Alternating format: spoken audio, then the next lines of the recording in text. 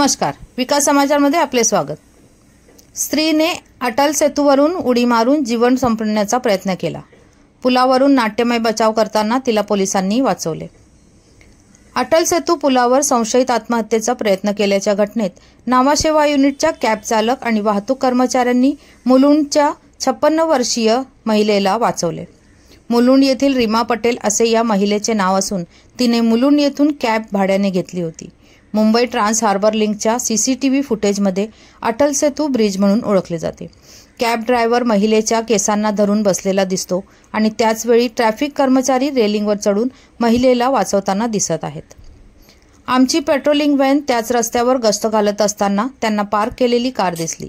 तसेच शेलार टोल नाक्यावरील toll booth कर्मचाऱ्यांनी पुलावर एक कार थांबलेली आणि एक महिला रेलिंगवर असल्याचे दिसल्यानंतर त्यांनी पोलीस पथकाला सावध केले।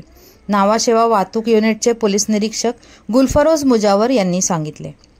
पोलीस हवालदार ललित अमरशेठ, किरण म्हात्रे, यश सोनवणे यांच्या पथकाने रेलिंगवर चढून सुरुवातीला 31 वर्षीय कॅब चालक संजय द्वारका यादवला पकडले, ज्याने महिलेला पकडले होते। नावाशेवा पोलिसांना दिलेल्या जबानीत तिने असा दावा केला आहे की काही विधी म्हणून देवांच्या फोटोचे विसर्जन करत होती। धन्यवाद। वसईहून मी शहनाज शेख, विकास समाचार। चॅनलला लाईक, शेअर, सबस्क्राईब जरूर करा।